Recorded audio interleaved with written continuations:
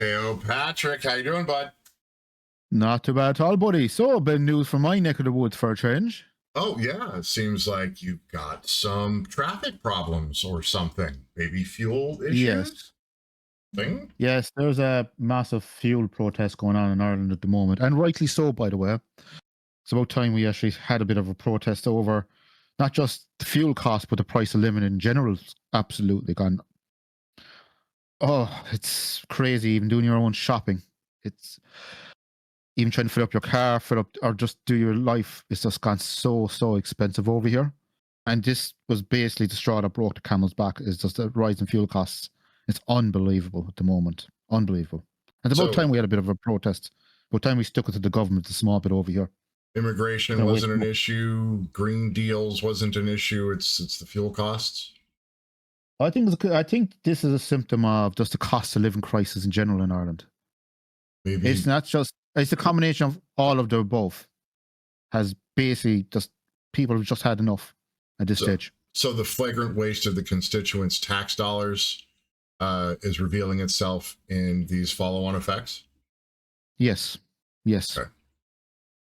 So what we have done is we have pulled up ACES International.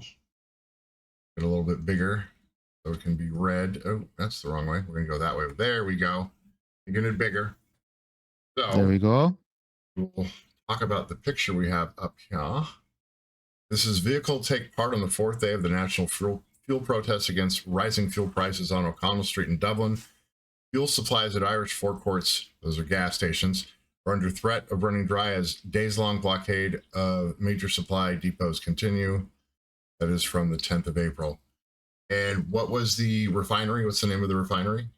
It's Whitegate Refinery. It's one of our main refineries in Ireland. Where is it? And it's down in Cork. In Cork, okay. Down my neck of the woods. But it's not just the refinery, it's also the ports and so on.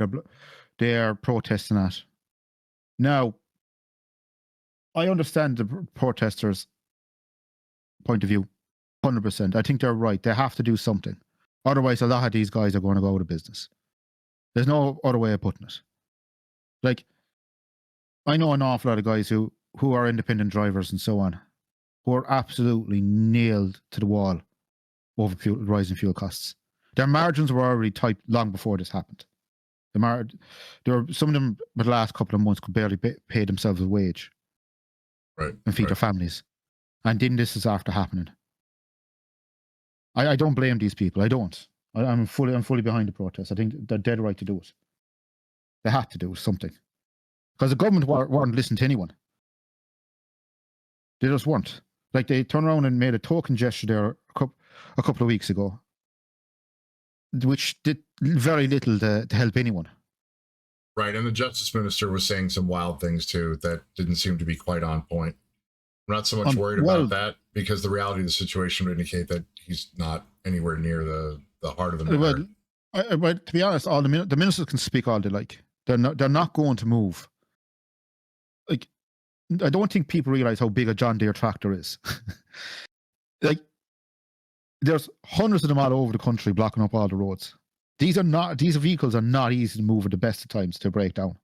Right, and didn't the Army attempt to, or at least provide the Garda with 4 vehicles that could maybe, but probably? Yes, the Gardaí have, the Minister of Justice has made a request to the Army on behalf of the Gardaí to bring in their vehicles, to heavy move vehicles, but they're limited as well. Oh, for sure. Well, they have to get to where the vehicles are in the first place, and that's not going to be an easy task.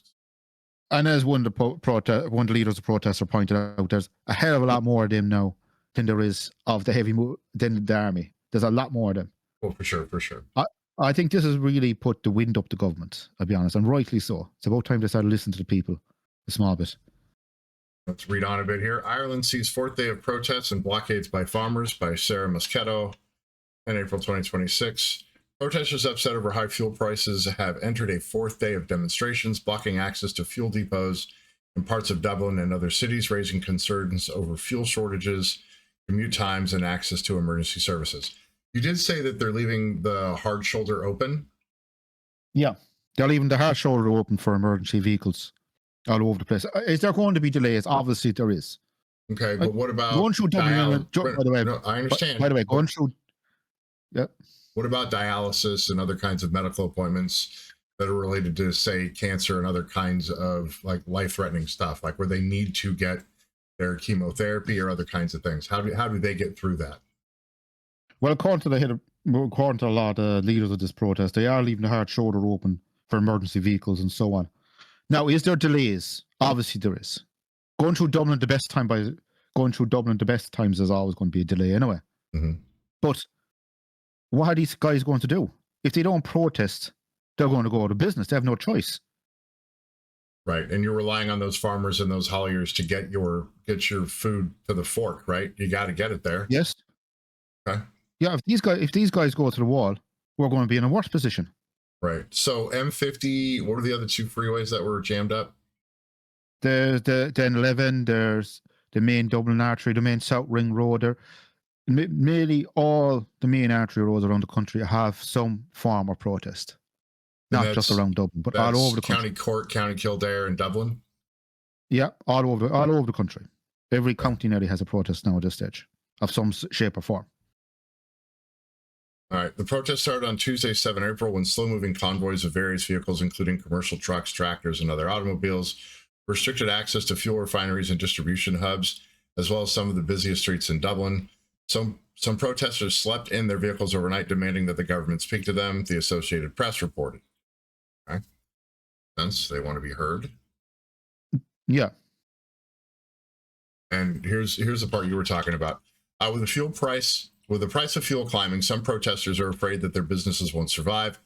With the price we're paying for fuel, I'm probably 2 months away from my business folding, agricultural contractor and demonstrator Christopher Duffy told Reuters. The group Duffy was with hopes the government will meet and agree to cap the price of diesel at a lower rate. And we have a couple of clips to show you the percentage that is taken per liter. It's not great. Yeah. In fact, it's horrific. And I don't think the normal man and woman on the street realize. Yeah, we always kind of knew we were paying a lot of tax at the pump. Yeah. But I think this has really highlighted the issue that should have been dealt with months and months ago. California is the worst in the United States at about $1.27, $1.29 per gallon, maybe $1.18. But understand, it's way worse. I'll put this with you right now. How much a gallon are you paying at the pump right now? Oh, I paid $6.09 per gallon yesterday. Okay, do you know how much we're paying per liter?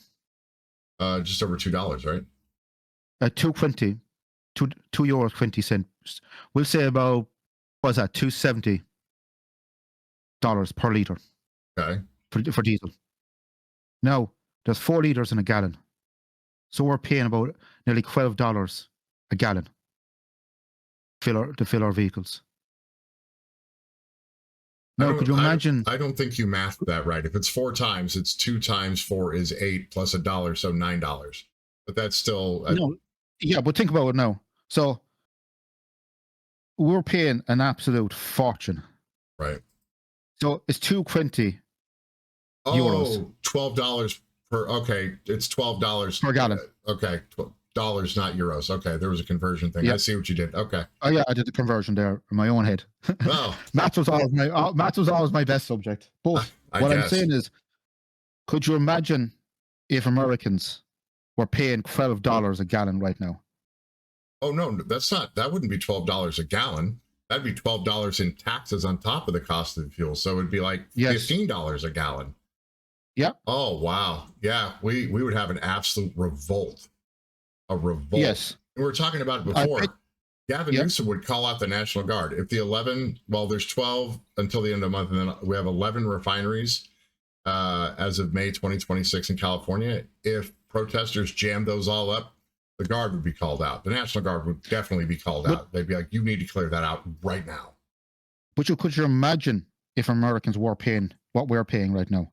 It wouldn't be just California, but all the United States would get really angry very quickly. There'd be blood in the streets, bro. It would be horrible. Yep. Now do you see where we're coming from? Oh, yeah. Yeah, it's okay. Those involved in the protest include farmers, agricultural contractors, and road hauling operators.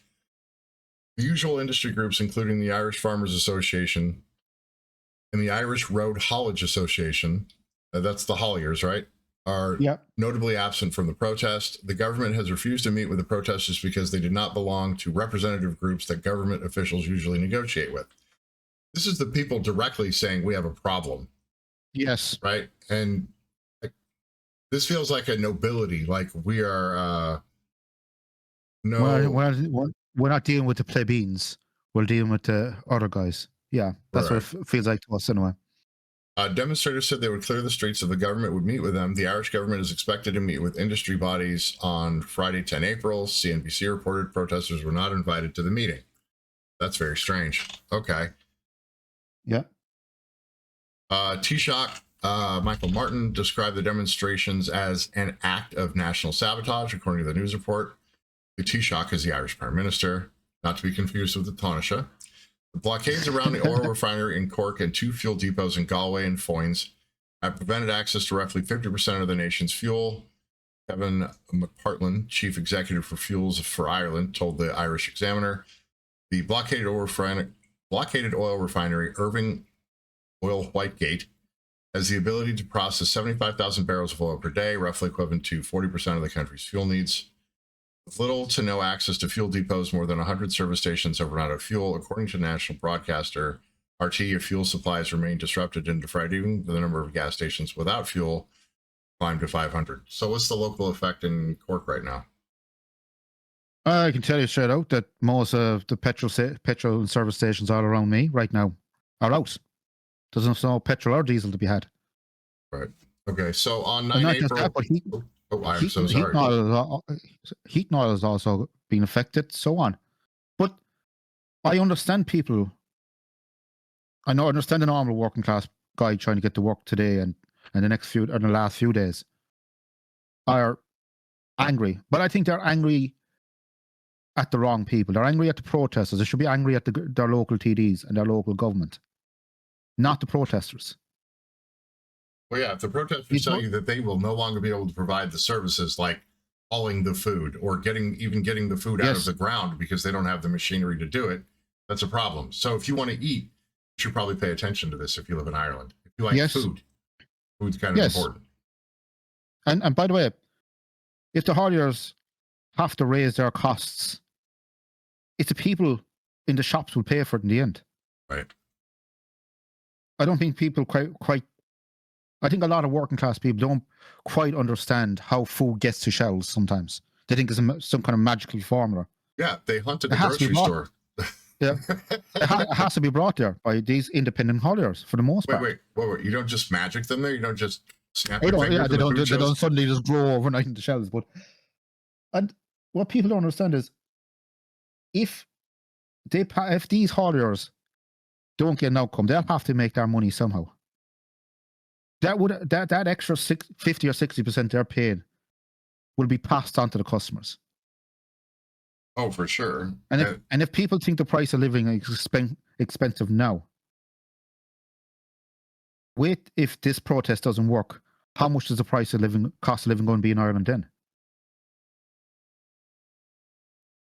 Not going to get great. All right. On 9 April, the government asked the army to be ready to remove obstructed vehicles. We saw all 4 of them. They're called the Beasts, and they're not going to do it. They're just not. Citing concerns as the blockades would hinder emergency services, Ireland's police force, say it for me. Garda Síochána. The Garda Síochána said that the protests have also endangered critical supplies of food, clean water, and animal feed. It's according to The Guardian. So pretty good amalgamation of articles that speak directly to the issue from publication of ISIS International, their security management, which is a really good balanced article telling you the issues and things that are going on. Not going too far into depth, but pretty good. So yeah, it just gets straight to the point. There's no fluff, which I quite liked about it. Yeah, very, very good. All right, we're gonna show you we're gonna show you a clip and then get to a BBC article. Here we go. On the €2.20 that it takes now to get diesel for a litre diesel into your car, about 1.20 of that is what the government is taking. So the government is taking more than it costs to take that oil from under the ground in the North Sea, up through the water, from a ship into a refinery, to refine it, to bring it to Ireland, to put it on the forecourt, to sell it. This government is taking more in every single litre of tax than the whole supply chain in terms of the delivery of oil. These businesses have about 4 to 6 weeks left to function. Many of them will not see June or July in operation. On the two We're just going to leave it right there. 2.20. €2 20 per litre. That is insane. Yep. Now, as I was saying to you, could you imagine if the same costs was in the United States, there'd be absolute, as you said, blood in the streets. Yeah, it'd be over $10 a gallon for sure. That would be. Now, 120 of that is just pure taxation. The government could slash the cost of living in the morning by just cutting the tax, like every other European country has done or are in the process of doing. So why are they unwilling to do that? Me personally, I think I don't know why they're unwilling to do it. I think Micheál Martin and the TDs around him are too stubborn to back down. Would it be a pride thing, or I don't know what it is? Well, it represents. But if we don't do it, if they don't do massive something, amount of money. It is a massive amount of money that they get, right? In the first 90 days, in the last 90 days, the fuel taxation has brought in 22 billion into the taxpayers' coffers. No, not the taxpayers' coffers, into the government. Government coffers, yeah. Yes. That's everyone's paying that out of their own pockets at the moment. Yes. Everybody. Yeah. If you want to drive, you're gonna pay the convenience tax, which is let's see, per gallon, 120. That's €5 per gallon. That's horrible. Yep. And it's really going to break your economy. It's just going to break your economy if they don't do something about it. It's already breaking people. I know. I see guys around the place, and they're literally for the last couple of weeks rationing how often they go out and drive and so on, just to work and back. Right. Well, it's just normal people to move around. Right. Yeah, just normal people trying to live their lives. Like and this government is just ignoring them. And the token gesture that they did a couple of weeks ago was only a token gesture. What was the gesture? Like, they knocked 20 cent off the 20 cent off the price. That was soaked up straight away. Absolutely soaked up straight away. That was just peanuts compared to the massive issue that's there. Right. Massive. So 60% of what you pay is tax then? Yes. Flat out. Yeah. And I thought California was bad. If they even cut 30, 40, say if they realistically should cut about 40%, they're still getting 20% and still getting 20%. If they just cut it by 40%, just to get thing while the world gets back to normal. No one's asking to cut taxation forever. I think all these guys are asking for is a bit of understanding and a bit of help to get over this time period. They're asking the government to be reasonable about taking money from them? Yes, I understand. I know. Yeah. That seems way out of line. And you know what the sad thing is? It's just the absolute horrible response from our government. It's unbelievable. Well, what I don't like is they're unwilling to parley with the people. But you're not an elected except we feed you and we get your fuel where it's got to go. Yeah. So you should probably listen to us because you're not giving us another avenue, because you're not treating the problem as if it's a realistic and real world problem that you must pay attention to, right? Most of your economy relies on independent contractors. Most of our economy relies on, even in the United States, most of your stuff is hauled by independent contractors. Yes. Who are not part of unions or part of large companies. They're just a normal guy with a van or normal agricultural guy. Right. Oh, yeah. Tractor trailers and all that, for sure. It's just the arrogance of this government is unbelievable. It's the arrogance, sheer and absolute arrogance. Well, and here's another one. So tell me about the experience you had with the NGO, with the fuel card, trying to perform services that the taxpayers paid for, but then couldn't get. Tell us about that. Well, years ago when I was in another job, people don't understand, when you're working for a company, you get a fuel card. So you get so much a day to fill up your van or truck or so on off the company, and that's it. You get a daily limit. And the reason daily limit is there in case you take the mick small, but very rarely you do. Well, but there are many a time where you just hop in the morning, go to the local station and sit there while you wait for the 24-hour clock to tick over. Then even when and by the way, this is when it hit €2 that time, a litre. And you will be budgeting how long you had between stops and so on, and just to keep enough to get you back home in the evening and get you out. People don't understand that a lot of these heavy vehicles, we burn a lot of diesel. Right. Well, not only that, you got to get back to the barn with your truck, and then you have to have enough fuel to get to the forecourt to load up whenever the 24-hour clock then again kicks over. Exactly. So you can perform these tasks that taxpayers have paid for by giving NGOs money to perform whatever the task might be. Generally involves moving things from here to there. A to B. In this case specifically. What a lot of people don't understand about NGOs is they rely on an awful lot of heavy vehicles themselves, either be trucks, vans, and so on. They move stuff around. Because people forget, when you hand in stuff into charity shops, a lot of it doesn't get processed in the shop itself. It'd be moved up to central depots to get processed around the country and so on. There's a lot of stuff goes on behind the scenes. But back to the main point is, without these independent contractors or without any of these people moving stuff from A to B, the country will grind to a halt very quickly, as people are finding out at the moment when they go down to the local shops. And I've seen in the local shops today when I had to go into town and get a few bits and bobs, and there's already gaps in the shelves. Noticeable gaps in the shelves. Oh, like COVID, I'm pretty sure the toilet paper's coming next. Yeah, well, in COVID, there was a certain amount of movement, but this is not like COVID. This is literally, there's nothing being moved from A to B. Right. All right, we're going to get on to that. Oh, I'm sorry. Go ahead. I think people have to wake up and realize it's not the protesters' fault. This is all down to the government. 100% down to the government and their reaction. Right, and their unwillingness to parlay with the people who are the ones who are most affected by it, because their businesses are literally about to be shut down, and they can't get the food, the shelves, they can't get the fuel where it's got to go, right? It's not happening. So, all right, we're going to kick over to the BBC article next. Here we go. All right, so the BBC, 500 Irish petrol stations could have no fuel by the end of the day. That's bad.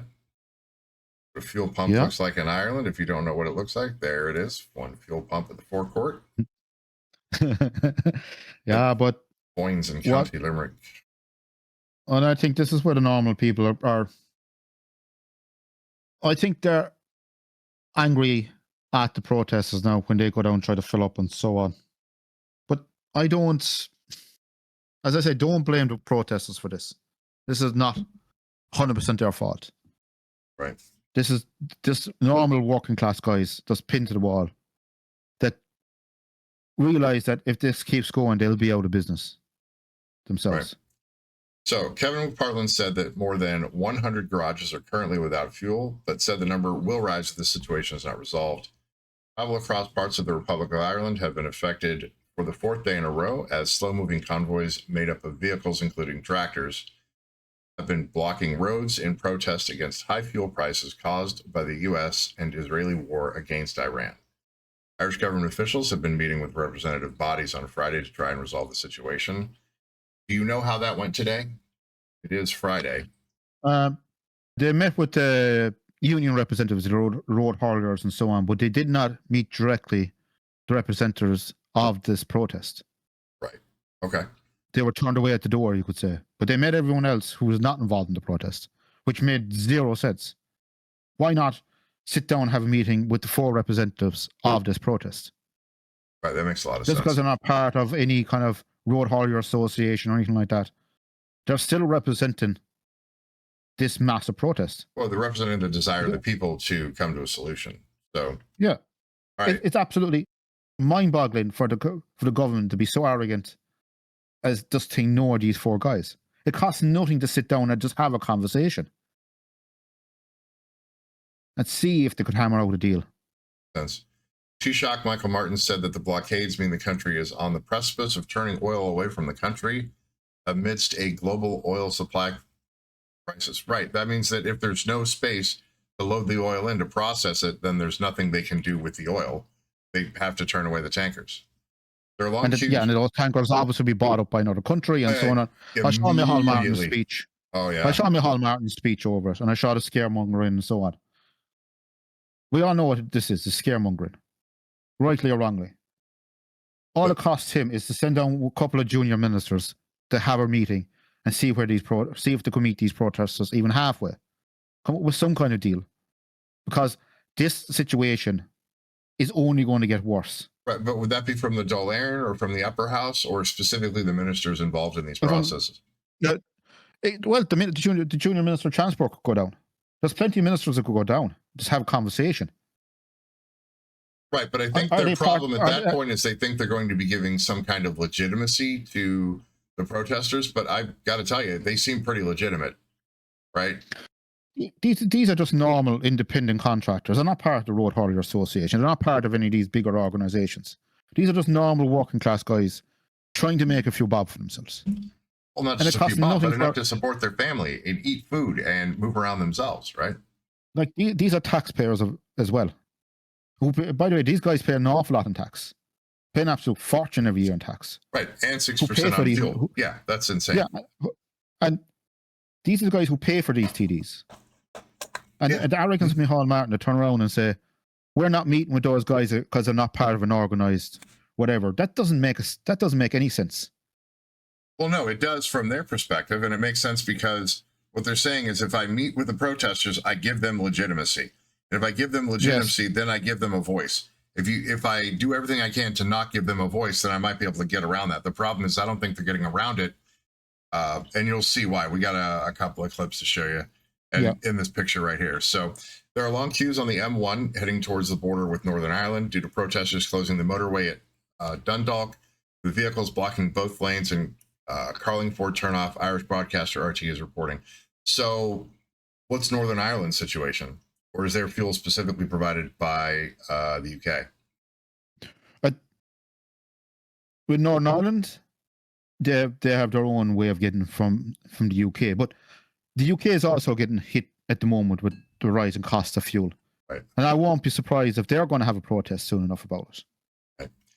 The National Emergency Coordination Group, which brings together government departments and state agencies to coordinate emergency response, said fuel supplies for emergency response vehicles, including the ambulance service and fire service, are under increasing pressure. That's not great. These vehicles rely on retail fuel forecourts for their fuel supply through the use of fuel cards, which you discussed before. So the NGOs, obviously, but then those government agencies to include the Garda, the Gardaí. We're all used to filling up in the petrol station. We often see, Gardaí and all emergency vehicles filling up the forecourts as well. Mm-hmm. We understand that emergency vehicles need fuel. Everyone understands this. Right. Lots of agencies have to use the gas stations in the United States at the forecourts in Ireland. But at the end of the day, if these protesters pack up their ball and go home, most of these guys won't be around in 4 or 5 weeks. Right. I don't think people realize how desperate these guys are. These guys are looking at their bank accounts going, if this continues, I'm going to be out of business. If those guys go out of business, this country will be in a worse position than it has been for a hell of a long time. All right. Ministers at the meeting have said no further support measures will be announced until the blockages end. RT is reporting. So they're just not going to do anything? No. Oh. Not going to do anything. So we're going to play ostrich and just shove our head in the sand and be like, nope. Honestly, what they're talking about is sending the army and Gardaí to clear these protesters. But good luck with that. That's all I will say is good luck with trying to move all these protests You from have all a over the country. population of 5.5 million and less than 10,000 troops of all flavors, Yes. right? And 6,000 roughly of army But and roughly even 1,500 of reserves, right? So that's 7,500 troops to do what? Do what? by the way, the army only has 4 heavy move vehicles. No, I They get only that. have 4 of these. No, what I'm saying is if you have 7,500 troops, roughly, soldiers, right? And you call literally every one of them out, what are they going to do? If literally every soldier you have there comes out, what are they going to do? I can tell you, I know a good few friends of mine who are serving members of the Defence Forces and ex-serving members of the Defence Force. They will not go along with being called in to break up a protest. I don't think the government realize that most of these guys will not follow that order. No way in the world. Well, they would view it as an unlawful order. Even the Gardaí. Most of the Gardaí would follow the order, but the army, these guys think way differently. The Irish Army guys, most of them are peacekeepers by nature and so on. They're not. If you combine, they're not going to go in here. Every Gardaí member, every Gardaí sergeant, and every member of your armed forces, if you could literally get all of them on the board to do something, that's 20,000 bodies. That's not enough to make it. It's not going to do it. I've seen the way the Gardaí have dealt with protesters in the last year and a half, 2 years, around various parts of Ireland, and there is a nasty streak going through the Gardaí at the moment, and that's the only way I can describe it in a lot of ways. Right. So Fine Gael TD Peter Roach traveled to the meeting with some of the protesters. He said there was a general consensus that one, if not two of them, be allowed to attend, and that he was disappointed when they were not allowed to enter. Kildare farmer John Dallin said the protest could continue for maybe another week, maybe 2 weeks. If it takes a month, we're prepared to sit here. We have that clip for you. He said that it has been his understanding that he had been invited to the meeting but was refused entry. It was hopeful the government's proposal to deal with the high fuel costs would resolve the crisis. Sinn Féin leader... What annoyed me was I watched the clip of them when they went to the door of that meeting. And they came out, the exact words were, "Your name is not on the list," and they closed the door on them, and that was it. That was how they were treated. Like the peasants being shooed away at the door. Like a beggar with a bowl. Yes. Wow. Okay. Sinn Féin leader Mary Lou McDonald said, "What on earth are Fianna Fáil and Fine Gael doing, locking protesters out of the talks?" In a post on social media, she said the two conditions of the parties are making an absolute shambles of things, adding that they were escalating the crisis. That's John Dallin. Yeah. Very well spoken man, actually. Very, very well spoken. And he's just a normal working class man. Just a normal guy trying to make a few bob for himself and his family. So we're going to read this one last paragraph here. There's a lot more in this BBC article, but I think we got the gist of it. And then we got a couple more clips before we close out. So Mary Burke told the evening program that the service station she manages received a supply of petrol and diesel on Thursday. The supply, which she said would typically last the race-side service station for 4 to 5 working days, had run out within 7 hours. The second supply was delivered to the county Tipperary station on Friday, but a 30-pound cap was implemented for customers at $2.20 a liter. That's horrible. Like that, what's that? A third of a tank? Oh no. Yeah. Another supply is due to arrive on Monday, but Burke said there's no guarantee that we'll receive the delivery. I'm 100% going to run out of fuel before Monday. And that's, although anecdotal, it indicates the issue across the entirety of the Republic of Ireland. The entire tricolor is under this problem. So, even one of our local there yesterday, one of our local petrol stations, I was talking to a guy. He's a local van driver. And he had to be, well, he said I shouldn't have, but he went to different fuel stations because every one of them had a cap on it. Right. So he did a bit of shopping around, as you could say, just to fill up the van so you could have it for a few days. But as he said, he won't be out Saturday or Sunday where he normally would be doing deliveries and so on. He just can't. Right. You know what I mean? He just doesn't have the diesel for it. Right. He doesn't have the dinosaur juice to make it happen. So, no. All right. We'll get to this clip of John Dallin here. So, here we go. Tests could continue on maybe for another week, maybe 2 weeks. If it takes a month, we are prepared to sit here. If it takes to close the country down, we'll close the country down. Because if that's what it takes for Micheál Martin, the Taoiseach, and the Taoiseach, to Simon Harris, we are prepared to do that. We have numbers growing and growing every day, day and day. And I can tell you, this problem is not going away. And the only people can put this to bed is the government. And it's up to the government. And how dare they come out and say that these people that are protesting are holding the country to ransom? It's the government that's holding this country to ransom, not the protesters, not the people that should have a voice. And they're stopping them people having a voice. So that's my message to government. Save our economy. Do the sensible thing, the proper thing.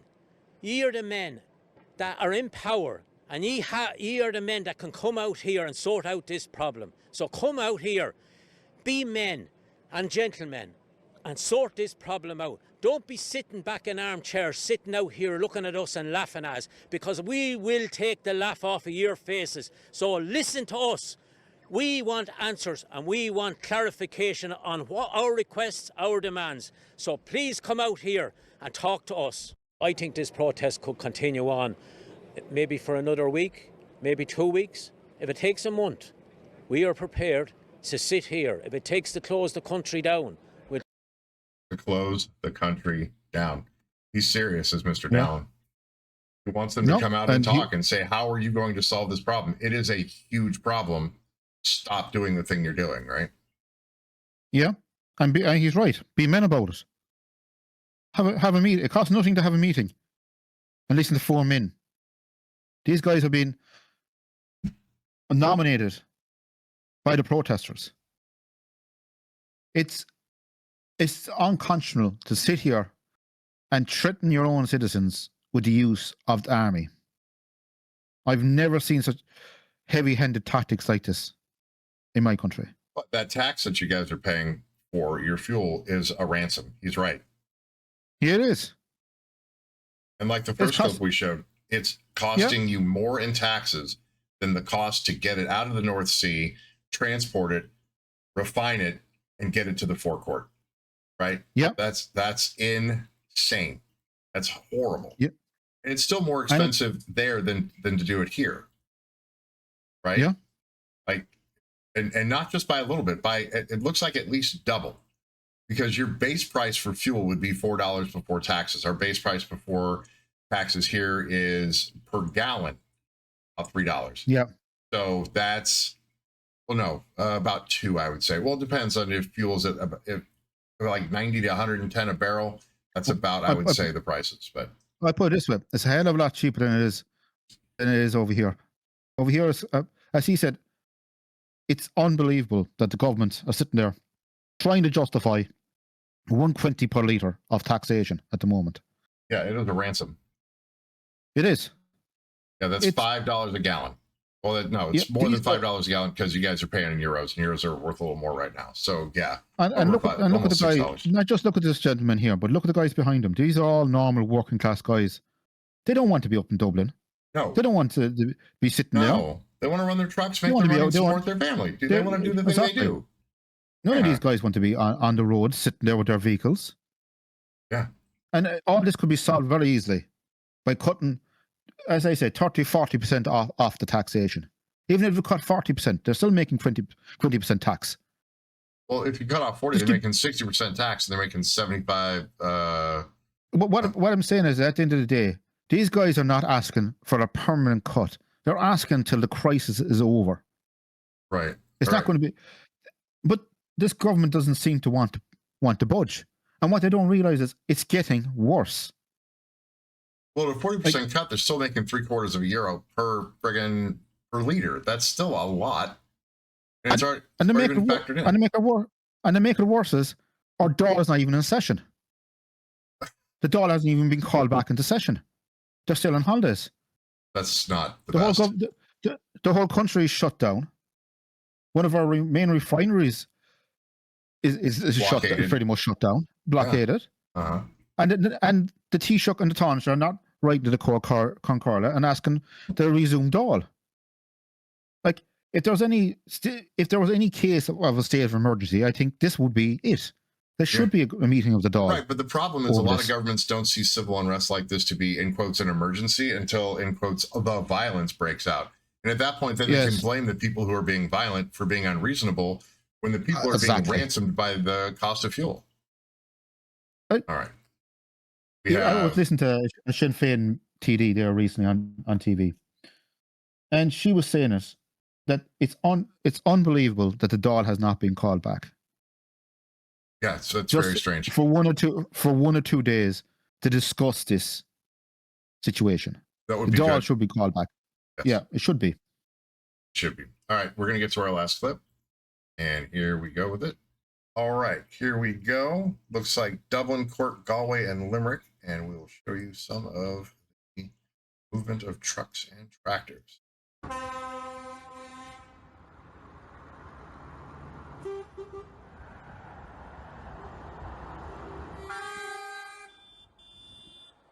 Oh, County Meath, that's Midlands.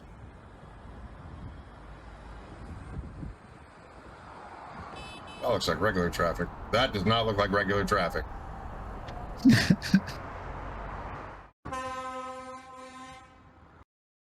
All right. So what's it look like around County Cork? Well, there is protests on roads, the slow moving traffic and so on. But as I keep saying, this is a symptom of a larger issue in Ireland. We've had a massive cost of living crisis for the last nearly year, or well over 12 months, easily, if not longer. And this is just the tipping point. This is a straw that's broke the camel's back of a lot of these guys. These guys, as I said, these guys do not want to be out, doing this. None of them want to be here, right. But they have no choice. They literally have no choice. They know if they back down now, a lot of these guys will be on the dole in 5 to 6 weeks. Yeah, their livelihood will be destroyed. Yes. And then that reduces the functionality of your country logistically to move goods, services, and anything where it needs to go. That's the worst of all is what the normal people don't realize is if they don't go to business, they're going to have to pass on these extra costs. Right. And everything on your shelf right now that you go down to the shop for will be up by 50 or 60% overnight. Because these haulers are going to pass it on to the shops, and the shops are going to pass it on to their customers, and so on. They don't have so a if choice. You think if the cost of living you think is bad now for everyone, if these guys do not win this protest, we'll be all pinned to the collar by the end of the day. Every single one of us. The government's got to do something reasonable here to help the people. They really do, and they have no really choice. need to deal directly with. And as I keep saying, and even these guys keep saying, they're not asking for a permanent decrease in taxation. They're asking till the worldwide crisis is solved. And which, will take time, but that's what they're asking for. They're asking for time. Right, for a good resolution to the worldwide conflict issues so that things can get back to a more normal status. Yeah, for sure. Like we all know right now, the Strait of Hormuz, if that open in the morning, is going to be at least 3 to 4, maybe 6 months, some people are even saying, for everything to go back to normal, for refineries to open up, get back to what it was before the war. Right. And by the way, that's not a long period of time that these guys are asking for. No, it's not. I think it's pretty reasonable. I think your government's being greedy. Really greedy, dude. And I think it's been arrogant as well. To treat the normal working class people of Ireland like this is unbelievable. Threatening to send in our army and the Gardaí and everyone else to arrest these guys. It's unbelievable. We have a right, as a republic, we have a right to protest. Sure. You make your voices heard. All right. For Patrick McCallum, I am Alex Johansson. Like, ring the bell, subscribe, and help us beat the algorithm. We are the A&P Gents, and we are